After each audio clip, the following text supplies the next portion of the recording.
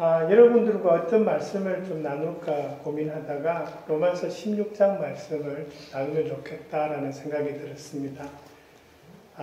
여러분 중에 로마서를 되게 좋아하시는 분들이 많으시죠. 보통 8장이나 12장 같은 것을 통째로 암송하시는 분도 있고 그렇습니다. 근데 저는 그 장들도 좋아하지만 사실 이 로마서 16장을 참 좋아합니다. 이 로마서 16장은 대부분 인사말입니다. 그죠? 그래서 읽다가 이렇게 그냥 넘겨갈 수도 있는데, 제가 이 16장에 마음이 꽂히는 이유는 이 안에 나오는 수많은 사람들의 이름, 그리고 그 이름과 그 내용 가운데에서 보이는 로마 교회의 그 모습을 제가 좋아하기 때문입니다. 그래서 본문은 17절, 18절, 19절이지만 그 말씀이 나오기 위해서 앞에 있는 그 전반적인 내용을 좀 이해하고 말씀을 진행하고자 합니다. 그래서 몇 군데 이렇게 성경 구절들을 좀 보겠습니다. 로마서 16장 3절을 이렇게 보시면 3절에서 너희는 그리스도 예수 안에서 나의 동역자들인 브리스가와 아굴라에게 문안하라. 그러면서 5절에 보시면 또 저의 집에 있는 교회에도 문안하라. 내가 사랑하는 에베네도에게 문안하라. 그는 아시아에서 그리스도께 처음 맺은 열매니라. 또 8절에 보시면 주 안에서 내 사랑하는 암블리아에게 문안하라. 그리스도 안에서 우리의 동력자인 우르바누와 나의 사랑하는 스타브에게 문안하라. 그리고 12절 보시면 주 안에서 수고한 두르베나와 두르보사에게 문안하라. 주 안에서 많이 수고하고 사랑하는 버시에게 문안하라. 그 21절에 보면 이 16장에서 보이는 그 로마서를 보낸 사람들, 사도 바울과 함께 동역하는 나의 동역자 디모데와 나의 친척 누기오와 야손과 소시바더가 너에게 문안하니라. 이렇게 말씀합니다. 보시면서 여러분에게 익숙한 이름은 아마 3장의 3절에 나오는 브리스가와 아굴라, 그리고 21절에 나오는 디모데, 그리고 나머지 사람들의 이름은 되게 생소하게 들릴지도 모르겠습니다. 이 16장에는 총 34명의 이름이 언급됩니다. 그 중에서 25명이 로마 교회 성도들입니다. 그리고 이름은 언급되지 않지만 그 5절에 나오는 브리스가와 아굴라의 집에 모이는 교회, 이렇게 해서 그 안에 모이는 가정교회 식구들이 있다는 걸 알 수 있습니다. 그래서 전반적으로 작게 잡아서 50명, 많이 잡으면 100명 가까운 사람들이 이 로마 교회에 속해 있다는 걸 우리가 짐작할 수 있습니다. 그러면서 이 이름도 발음하기 힘든 이 사람들이 함께 모여서 로마 교회를 이루고 그 사람들의 수고와 헌신을 통해서 교회가 아름답게 세워졌고, 그래서 주변으로 영향을 미치면서 하나님의 교회가 지금까지 그렇게 이루어져 왔다라는 것을 우리가 생각할 수 있고, 그러면서 또 한편으로는 이렇게 수고한 이 사람들은 어떤 모습으로 살았을까라는 것이 궁금해지는 것입니다. 저는 이 사람들의 이름을 읽으면서 예수님께서 마지막 만찬 때 기도하신 그 기도를 떠올립니다. 요한복음 17장 20절에서 예수님께서 마지막으로 이렇게 기도하시는 장면 중에 하나가 이런 대목이 있습니다. 20절에 내가 비옵는 것은 이 사람들만 위함이 아니요 또 그들의 말로 말미암아 나를 믿는 사람들도 위함이니, 이렇게 말씀합니다. 저 뒷부분에 나오는 그들의 말로 말미암아 나를 믿는 사람들, 예수님께서 기도하신 그 사람들은 앞에 있는 제자들이고 그들의 말로 말미암아 복음이 전도되어지고 또 그것을 통해서 예수님을 믿는 사람들, 다시 말해서 로마서 16장에 나오는 이 사람들이고 지금 제 앞에 앉아 계신 여러분과 제가 저 사람들에 포함된다는 것입니다. 그리고 예수님께서는 원하신 것은 예수님의 그 복음을 듣고 믿고 하는 사람들이 하나가 되어서 아름다운 교회를 이루고 그것을 통해서 세상에 하나님의 영광을 드러내기를 원하셨습니다. 그리고 그 그렇게 한 사람들이 바로 이 로마 교회의 사람들이었다라는 것입니다. 저는 이 로마 교회 사람들의 모습처럼 우리 영남 장로교회 모든 성도님들이 한마음이 되어서 그렇게 하나님께서 기뻐하시는 아름다운 교회를 계속적으로 세워가시기를 소망합니다. 여러분, 그러면서 이 사도 바울의 인사를 좀 찬찬히 살펴보면 이 로마 교회의 구성원들은 참 다양합니다. 어떤 면에서는 사도 바울이 내 친척이라고 부르는 유대인들의 모습이 보입니다. 그리고 대부분 이 읽기도 불편한 이 사람들은 이방인들입니다. 그리고 그 당시 문헌을 참고해 보면 그 대부분의 사람은 그 당시 종으로 살았던 사람들입니다. 그리고 또 어떤 사람들은 종에서 해방되어서 자유민이 된 사람들입니다. 그리고 아까 읽은 구절 중에 나오는 드루베나, 드루보사, 보시라는 그런 사람들, 여성들입니다. 교회 안에 여성들이 있었는데요. 그 여성들 이름 앞에 나오는 수식어가 하나 있습니다. 그것이 뭐냐 하면 주 안에서 수고한 이런 뜻이, 이런 말이 딱 붙어 있습니다. 뭡니까? 교회를 세우는 데 있어서 여성들이 많은 역할을 했다라는 것입니다. 또 하나 보이는 것은 브리스가와 아굴라의 집에 모였다 그럽니다. 로마에서 집이 있었습니다. 지금보다 아마 땅값이 더 비싸지 않았을까요? 그런 곳에서 집이 있었던 이 브리스가와 아굴라는 경제적으로 좀 풍부한 사람이었을 거고요. 종으로 있던 사람 대부분은 그렇지 못한 사람이었을 겁니다. 다시 말해서 경제적으로 풍성한 사람과 그렇지 못한 사람이 함께 섞여 있는 곳이 로마 교회였다는 말입니다. 우리는 이 로마서를 지금 책으로 읽고 있습니다. 하지만 이 로마서는 원래 적힐 때 편지이고요. 이렇게 야외에서 예배로 함께 모일 때 모든 사람들이 모인 곳에서 읽혀진 것이 이 로마서입니다. 다시 말해서 사도 바울은 이 사람들이 함께 있는 곳에서 읽힐 것을 알면서 이 내용들을 다 적었다라는 것입니다.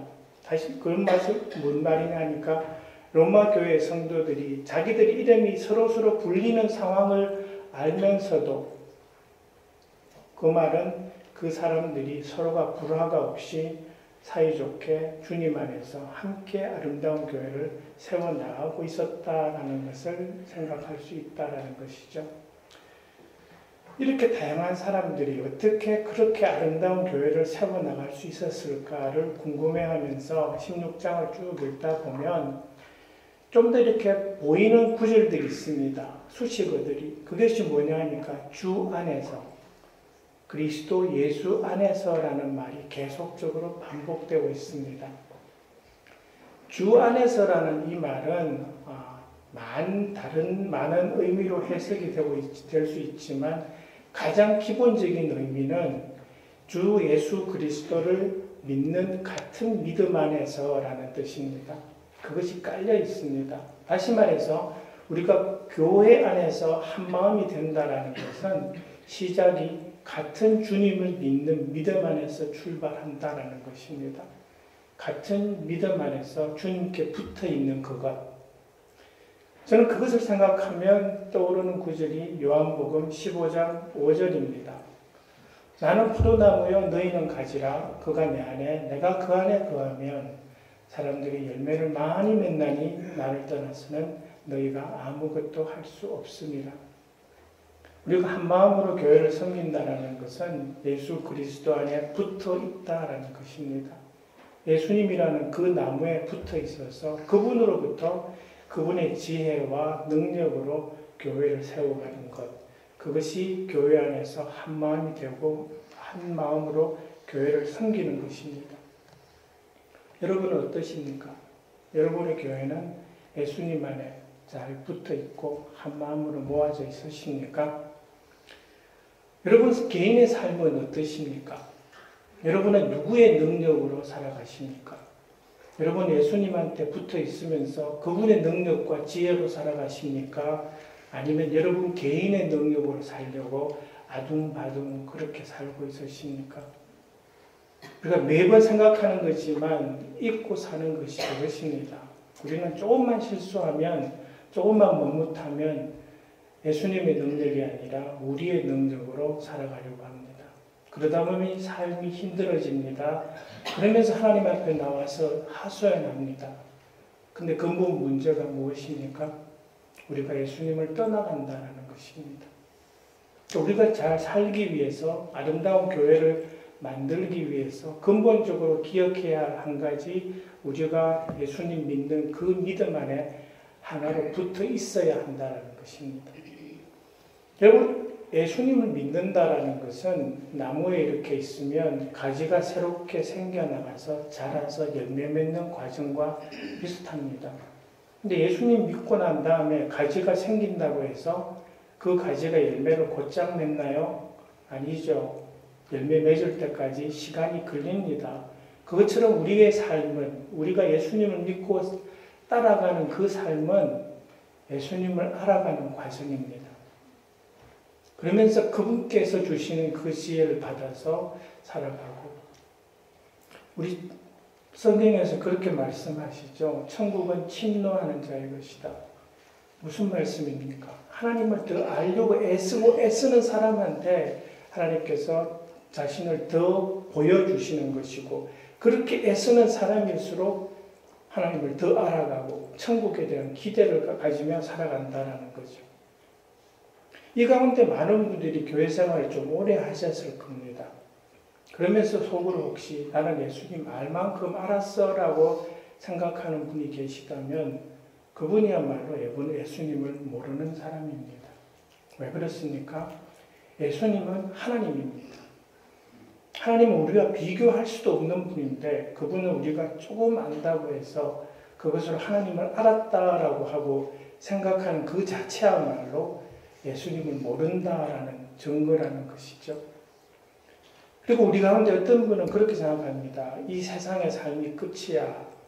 여기서 하면 천국 가면 전혀 다른 것이 있을 거라고 생각하시는데 아닙니다. 우리가 예수님을 알아가는 그 과정은, 이 땅에서 시작한 예수님을 알아가는 그 과정은 천국에서도 계속될 것입니다. 왜냐고요? 하나님은 그렇게 해도 알 수 없는 분이기 때문입니다. 그 무한하신 하나님을 알아가는 그 과정은 지금 시작하지만 천국에서까지 계속될 것이기 때문에 우리가 나이가 들고 경력이 쌓이고 신앙의 연수가 쌓인다고 해서 그만둘 수 있는 것이 아니라는 말씀입니다. 여러분 가운데, 제가 보니까 이 가운데 보니까 머리에 서리가 내리신 분들이 꽤 많으시네요. 여러분, 지금이 시작이십니다. 여러분은 그 시작점에 있는 것입니다. 여러분들이 믿은 그 신앙의 연수가 20년, 30년, 50년이 되었다고 하더라도 여러분들이 앞으로 알아갈 그 영원 무궁한 그 시간에 비해서 여러분의 시간은 티니 타임입니다. 여러분, 그래서 오해하지 마십시오. 우리의 여정은 이제 시작인 것입니다. 그리고 우리가 해야 할 것이 있다면 하나님을 지속적으로 더 알아가야 합니다. 그 알아가는 과정 가운데에서 우리에게 주시는 그 지혜를 가지고 해야 할 것이 있다면 우리가 속해 있는 이 교회를 세워가는 것이죠. 여러분, 근데 우리가 주님 안에 머물러 있어야 하고 주님을 더 알아가야 하는 거지만 문제는 우리가 진실로 주님 안에 머물러 있어야 한다는 것입니다. 여러분, 아까 17절, 18절 보시면 경계하는 말씀이 나옵니다. 배운 교훈을 거슬러 분쟁을 일으키거나 거치게 하는 자들을 살피고 떠나라, 이렇게 말씀합니다. 무슨 말입니까? 교회 안에, 밖에 우리로 하여금 믿음에서 떠나게 할 그 사람들이 있다라는 거죠. 이런 말을 들으면 보통 교회 다니시는 분은 그렇게 생각합니다. 나는 아니야. 나는 교회 잘 다녀. 여러분, 그거 아십니까? 우리가 진실로 경계해야 할 사람은 세상 바깥에 있는, 교회 바깥에 있는 사람들입니다. 교회 바깥에 있는 사람은 우리가 전도해야 할 대상이지 경계해야 할 대상이 아닙니다. 그럼 누구를 경계해야 하는가? 교회 안에 있으면서 나 교회 다녀라고 생각하면서 진실로 하나님께 붙어있지 않은 사람을 경계해야 합니다. 어떤 사람입니까? 거칠에 헌신하는 사람, 거칠에 신앙생활하는 사람입니다. 여러분 잘 아시는 구절이죠. 마태복음 7장 21절부터 23절에 이런 말씀이 있습니다. 함께 읽겠습니다. 나더러 주여 주여 하는 자마다 다 천국에 들어갈 것이 아니요 다만 하늘에 계신 내 아버지의 뜻대로 행하는 자라야 들어가리라. 그날에 많은 사람이 나더러 이르러 주여 주여 우리가 주의 이름으로 선지자 노릇하며 주의 이름으로 귀신을 쫓아내며 주의 이름으로 많은 권능을 행하지 아니하였나이까 하리니 그때에 내가 그들에게 밝히 말하되 내가 너희를 도무지 알지 못하니 불법을 행하는 자들아 내게서 떠나가라 하니라. 요 화면 그대로 좀 놔주세요. 예수님께서 그러십니다. 주의 이름으로 예언하고 귀신 쫓아내고 권능을 행한 사람들에게 나는 너희를 도무지 알지 못한다. 내게서 떠나라 그러십니다. 근데 왜 그러십니까? 핵심이 다는 단어는 저기 나오는 저 불법이라는 단어입니다. 불법은 하나님의 법이 아닌 내 스스로의 법을 말합니다. 예수님께서 말씀하시는 것은 뭐냐 하니까 네가 뭔가를 했다고 하는데 그 네 마음대로 한 거지 내 법으로 한 게 아니야 라고 꾸짖는 것입니다. 많은 사람들이 주님 주님 하면서 열심을 내는데 그 사람의 마음 안에 하나님의 법이 있는 것이 아니라 겉으로는 열심히 하는 제 스스로의 법이, 자기 스스로의 법이 있다라는 것입니다. 여러분 마음에는 누구의 법이 있습니까? 하나님의 법이 있습니까? 여러분 스스로의 법이 있습니까? 나는 하나님의 말씀에 순종하고 산다라는 분들 중에 99%, 98% 순종하면서 1%, 2% 순종 안 해도 이건 괜찮아 그럽니다. 여러분 100% 중에 1, 2% 그럴 거 아닌 것 같죠? 근데 그 1, 2%가 뭘 증명하냐 하니까 여러분이 여러분의 법으로 산다는 걸 증명하는 겁니다. 여러분 98%는 하나님과 동의하는 겁니다. 동의하지 않는 그 2%가 바로 여러분의 법입니다. 그렇게 될 때 그것이 무엇을 말하느냐? 불행하게도 우리가 하나님의 법이 아니라 내 법으로 하나님과 동의하면서 산다는 걸 증명한다는 거죠. 여러분 우리가 교회 안에서 사역하고 교회 나와서 예배드리고 그렇게 살아가지만 때로는 보면 우리는 우리 법으로 살아가면서 하나님을 이용하는 사람들이 많이 있습니다. 여러분 그 경계해야 합니다. 왜냐하면 우리가 마지막 날에 하나님 앞에 갔을 때 하나님께서 너는 지금까지 네 법으로 살았잖냐. 내 법으로 살지 않았는데 내가 어떻게 너를 알아라고 그렇게 말씀하실 가능성이 있다는 것입니다. 그럼 여기서 우리가 한번 생각해 봐야 합니다. 나는 내 법으로 사는가? 하나님의 법으로 사는가? 여러분 그러면서 우리가 또 하나 생각해야 될 것은 왜 이걸 조심해야 하는가? 왜 거칠의 헌신을 조심해야 하는가? 그것은 우리의 신앙생활이 어떤 사건이나 어떤 것을 드리는 문제가 아니라 하나님과의 관계의 문제이기 때문입니다. 여러분 미가서에 보면 그 6장에서 어떤 사람이 고민합니다. 하나님께 예배 드리러 가야 되는데 내가 하나님께 뭘 드려야 하나? 1년 된 송아지 잡아서 가야 되나? 수천 마리 양을 드려야 되나? 아니면 내 아들이라도 하나님께 헌신시켜서 하나님의 마음을 기쁘게 해야 되나라고 그렇게 고민할 때 하나님께서 뭐라 그러십니까? 미가서 6장 8절의 말씀을 말씀하십니다. 같이 읽겠습니다. 사람아 주께서 선한 것이 무엇임을 내게 보이셨나니 여호와께서 내게 구하시는 것은 오직 정의를 행하며 인자를 사랑하며 겸손하게 내 하나님과 함께 행하는 것 아니라. 하나님께서 말씀하시는 것은 정의를 행하고 인자를 사랑하며 겸손하게 내 하나님과 동행하는 것, 그것을 원한다는 겁니다. 하나님께서 우리에게 원하시는 것은 어떤 것을 드리는 것을 원하시는 것이 아니라 매일의 삶이 하나님과 함께 걸음걸음 함께 걸어가는 삶, 그것을 원하신다는 거죠. 물론 우리가 시간을 떼서 하나님을 섬기고 교회를 섬기는 거 중요합니다. 근데 그러한 마음이 예수 믿었으니까 이 정도는 해야 돼라는 그런 것이라면, 그리고 하나님께 뭔가를 드려야지 기뻐하신다라는 그런 생각이라면 우리는 잘못 출발하고 있다라는 것입니다. 왜냐하면 나 하나님께 드렸어라는 그 마음 이면에 그거 끝이라는 생각이 있기 때문입니다. 그렇게 되면 뭐가 생깁니까? 하나님과 동행하지 못하는 우리의 일상이 나오게 된다라는 것입니다. 핵심은 그것입니다. 내가 하나님과 겸손히 동행하고 있는가? 알아볼 수 있는 아주 간단한 두 가지 방법이 있습니다. 첫 번째 하나는 내가 하는 말과 내가 하나님께 올려드리는 기도 제목을 살피는 것입니다. 우리는 많은 경우에 책을 읽고 또 근래 같으면 소셜미디어를 보고 또 지인들과 이야기하면서 많은 지식을 얻고 정보를 얻습니다. 근데 문제는 그러한 과정 가운데에서 우리가 섭취하는 것들을 하나님의 말씀을 가지고 여과시키고 있냐라는 것입니다.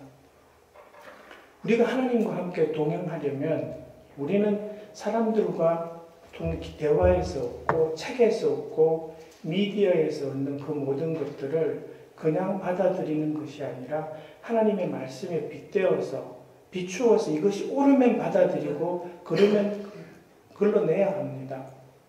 근데 우리는 가끔씩 보면 그 과정을 생략해버립니다. 그래서 우리의 생각이, 우리의 하는 말이 세상에서 하는 사람들의 말과 별 다름이 없습니다. 구별되지 않는다라는 것입니다.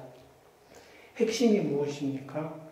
우리 삶에, 우리가 하는 말에, 우리가 기도하는 그 제목들이 하나님의 뜻에 맞는가를 우리가 살펴보지 않고 그냥 얻어들은 대로, 책에서 본 대로, TV에서 본 걸로 그대로 하고 있다는 겁니다.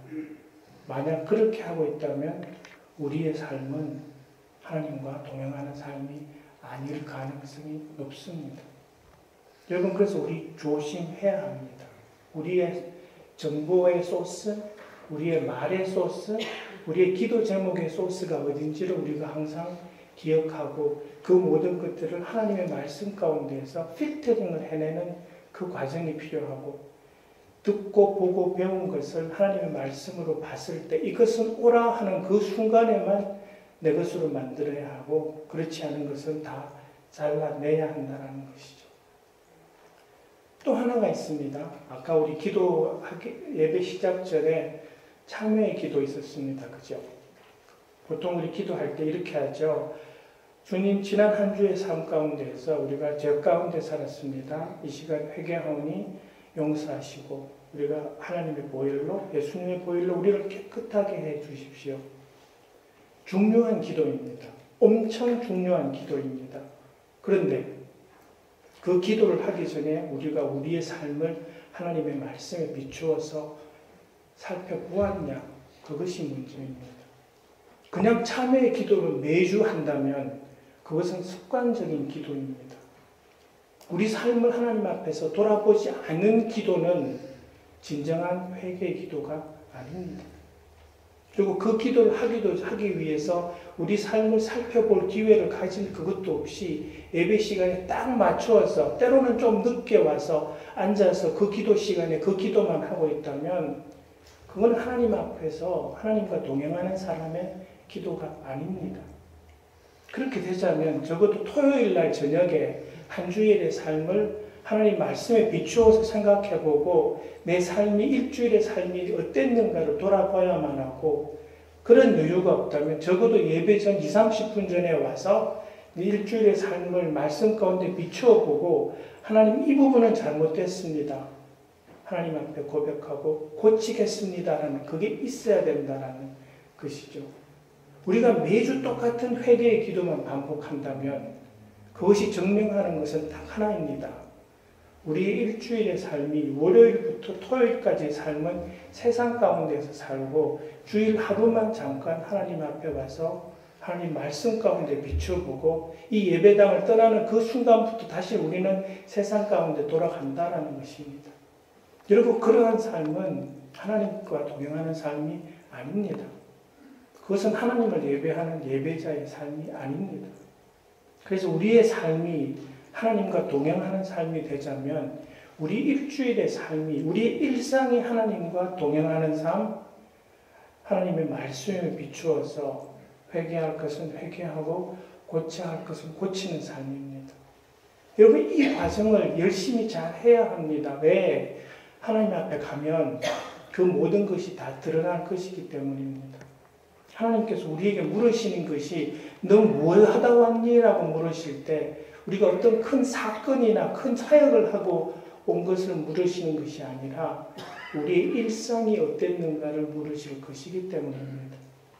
여러분, 그랬을 때 우리가 할 말이 별로 없다면 우리가 하나님 앞에서, 특별히 예수님 앞에서, 그분의 그 보혈을 앞에서 우리가 할 말이 없어진다는 것입니다. 여러분, 그 해답이 무엇이냐고 물으신다면 해답은 바로 이 16장 19절 말씀입니다. 그게 보시면 너희의 순종함이 모든 사람에게 들리는지라. 그래, 그러므로 내가 너희로 말미암아 기뻐하노니 너희가 선한데 지혜롭고 악한데 미련하기를 원하노라. 로마 교회 사람들의 순종이 세상 사람들에게, 모든 사람들에게 소문이 난 겁니다. 근데 이때 모든 사람은 믿는 사람들만이 아니라 믿지 않는 사람들까지 포함하는 것입니다. 로마 교회 사람들은 하나님의 말씀을 마음에 새기고 그 말씀을 삶 가운데서 순종하고 실천하려고 애썼습니다.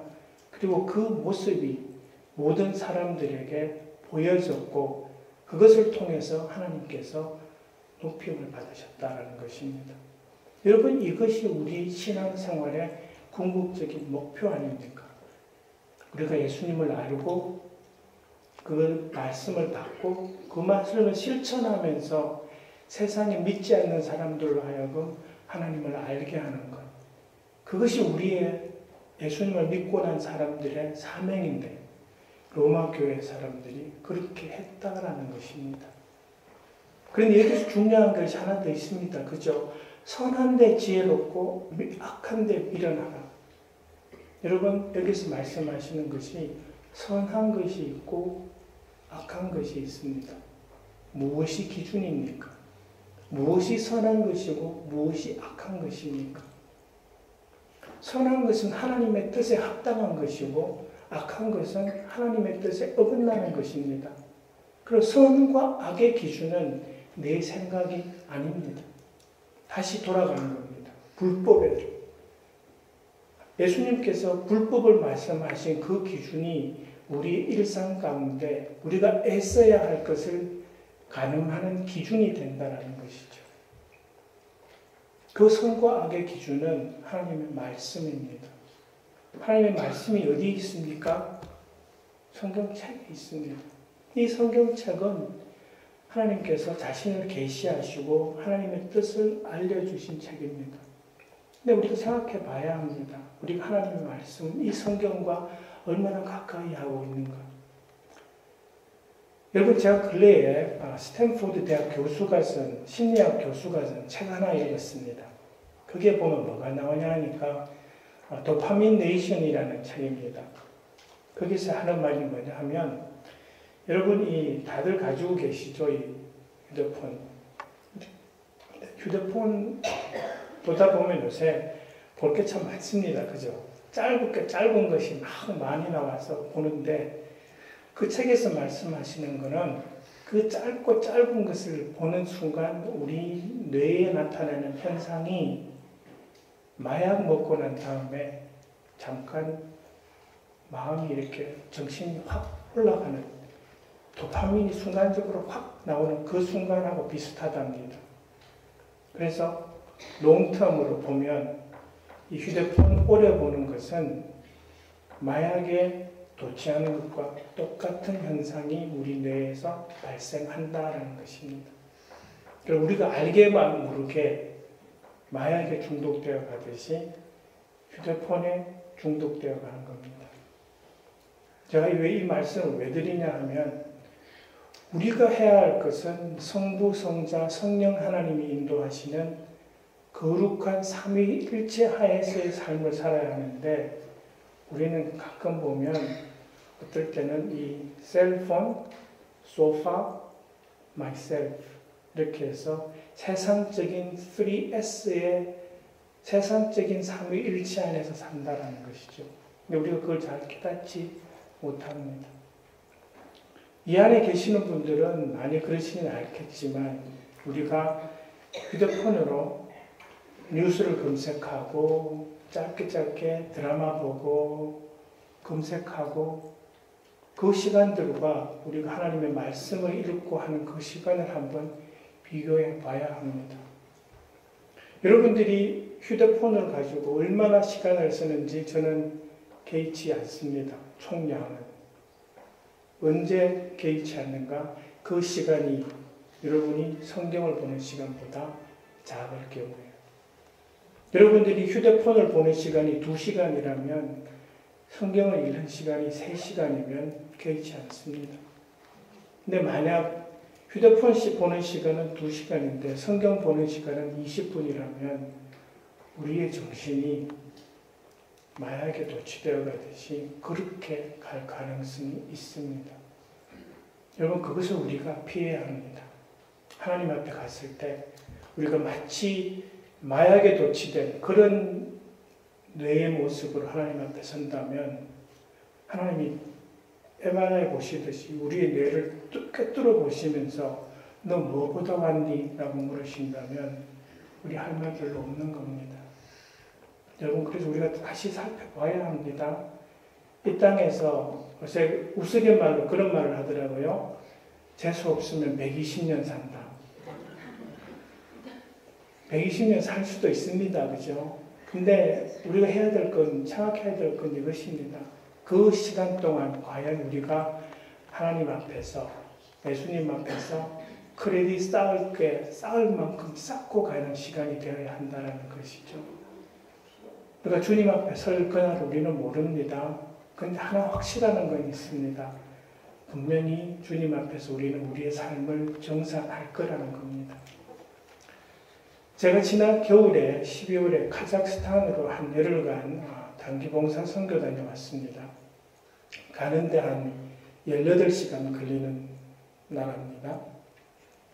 알마티라는 곳에 가면 고려인들, 예전 우리 조선에서 넘어간 분들이 그 후손들이 이룬 아주 큰 교회가 있습니다. 신도수가 1000명 넘습니다. 그러면서 그 안에는 또 위구르 민족이 세운 조그마한 교회 한 30-40명 된 그런 교회도 있고요. 그리고 거기서 한 3시간 반 비행기 타고 서쪽 끝으로 날아가면 아띠라고라는 도시가 나오는데 그곳에 보면 자그맣게 카자흐 사람들이 교회를 이룬 그런 곳도 있습니다. 여러분 그곳에 가서 제가 보면서 느낀 것은 그들은 대부분 무슬림들입니다. 그리고 예수님 믿으면 그들은 가족으로부터 배척당하고요. 그들과 함께 묘지에 묻힐 수도 없습니다. 공공묘지에 크리스찬을 못 들어오게 해서 크리스찬 묘지는 따로 정말 외진 곳에 하나 있습니다. 여러분 그런 상황임에도 불구하고 그 카자흐 사람들이 하나님을 믿고 섬기며 아름다운 교회를 이루어가는 모습을 제가 눈에 담고 왔습니다. 무슨 말입니까? 우리가 생김새는 달라도 말은 다를지라도 예수 그리스도를 믿는 그 믿음 안에서 한 마음을 이룰 수 있다라는 것을 확인하고 돌아왔다는 겁니다. 그러면서 저한테 든 생각이 이거였습니다. 많이 받은 자에게 더 많은 것을, 더 많은 책임을 요구하신다는 그 하나님의 말씀이 제 마음에 확 찔렀습니다. 미국에 사는 우리들 편안한 환경 가운데에서 아무 박해도 없는 그런 상황가에서 신앙생활합니다. 그러면서 때로는 절박함이 없습니다. 치열함이 없습니다. 하나님께서 우리에게 이 상대적으로 안락한 이 환경을 주신 것은 우리에게 편안하게 그렇게 그냥 그저 신앙생활 하라고 주신 것은 아닐 것입니다. 치열하게 예수님 믿고 치열하게 하나님의 교회를 세워가라고 주신 것이라고 저는 믿습니다. 여러분, 그래서 아까 보니까 이 새 담임 목사님이 오시더라고요. 그분을 중심으로 아름다운 교회를 다시 만들어 가시고, 아까 우리 황 장로님 기도하신 것처럼 이 휴스턴 안에 믿지 않는 영혼들을 구원하는 구원의 방주로 쓰임 받는 영락교회가 되기를 소망합니다. 여러분 손에 달려 있습니다. 여러분이 어떻게 한 마음을 이루고 주님 안에 머물러 있으면서 함께 세워가느냐, 그것이 가름하는 것이 될 것이고, 그 가장 기본에 깔린 것이 예수 그리스도를 믿는 같은 믿음 안에서 우리의 일상을 하나님과 함께 동행하는 그것이 가장 핵심이 될 거라고 저는 믿습니다. 그렇게 그 같은 믿음 안에서 아름다운 교회를 세워가시는 여러분 모두가 되시기를 예수님 이름으로 축원합니다. 잠깐 우리 기도하겠습니다. 우리 삶이 내 모습이 하나님 안에서 바른 모습인가? 또 우리 내 삶 가운데에서 진정 고치고 교정해야 될 것은 없는가 한번 생각해보고, 그렇게 다시 한번 하나님 앞에 헌신해야 될 것이 있다면 헌신을 결심하는 그런 시간 되기를 소망합니다. 잠깐 우리 침묵 가운데 기도하시겠습니다.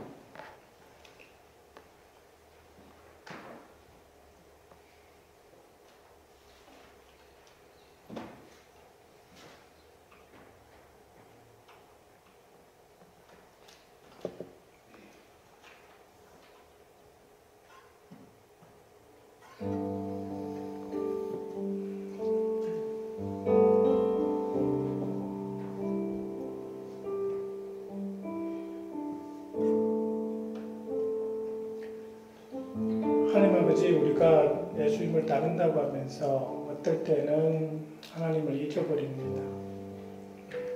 우리가 말씀 가운데 산다고 하지만 때로는 순종함이 선택적인 순종함으로 그렇게 되어갑니다.